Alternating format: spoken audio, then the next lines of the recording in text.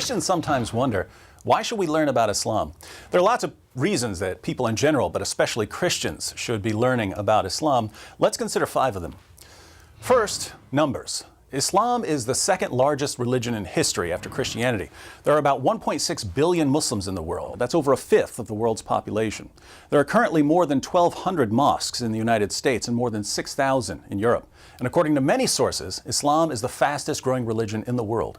So Islam is big, and it's getting bigger. When that many people believe something, it's a good idea to learn what they believe.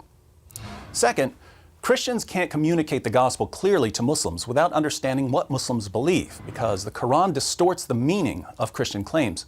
For instance, Christians claim that Jesus is the Son of God. But when we say Jesus is the Son of God, Muslims think we're claiming that God had sex with a woman and produced Jesus as an offspring.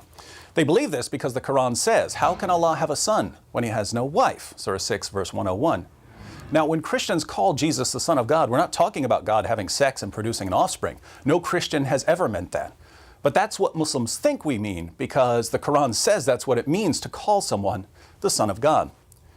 There's a similar problem when it comes to the doctrine of the Trinity.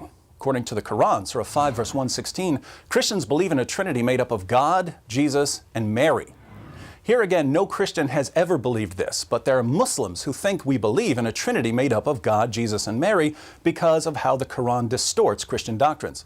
So if we don't know what Muslims believe, we won't understand how they're misinterpreting what we say when we preach the gospel. Third, Muslims are trained to challenge the core doctrines of Christianity. Jesus taught his followers lots of things, but when they preached the gospel in the book of Acts, they preached that Jesus is the divine Son of God who died on the cross for sins and rose from the dead. Deity, death, and resurrection. These are the 3 core teachings of the Christian gospel. Islam denies all 3 of them, and so Muslims are taught to challenge Christians on these issues. Muslims are taught to attack Christianity where it matters most. If Christians don't know about Islam, we won't know how Muslims are going to challenge our beliefs, and we won't know how to challenge their beliefs. Fourth, many Muslims are so confident that Islam is true because they've been told all their lives that it's indisputably true, that they can't seriously consider any alternatives to Islam. My best friend in college was a Muslim. That's why I started studying Islam. We talked about Christianity for a couple of years, but he was so confident that Islam was true, he really wasn't taking Christianity seriously. It was only after we began looking at some of the problems with Muhammad and the Quran that he realized maybe what I've been told about Islam all my life isn't true. Maybe I need to think through this more carefully. He's a Christian now. He's one of the speakers for Ravi Zacharias International Ministries. So giving Muslims some facts about Muhammad and the Quran is crucial, and we can't give them these facts unless we know what the facts are.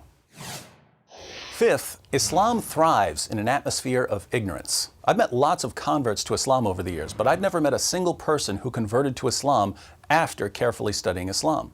When I meet a convert to Islam and I ask, "Why did you convert to Islam?" it's almost always because the person was given some false information. The reason so many people fall for this false information is that there's a general atmosphere of ignorance about Islam, which allows Muslim preachers to say pretty much whatever they want because no one's going to correct them. These preachers are then free to adapt their message to the values of their audience. In the West, we believe in women's rights. So the Muslim preacher says, "You believe in women's rights? Muhammad was a champion of women's rights. He was probably the greatest defender of women who ever lived." People in the West usually have a high respect for science. So the Muslim preacher says, "The Quran is filled with scientific claims that could only be verified centuries after Muhammad's death. Science proves that Islam is the truth." In an area where no one knows much about Islam, many people believe what they hear from these Muslim preachers and they convert to Islam. The only way this is going to stop is if we get to a point where we know enough about Islam to refute false claims.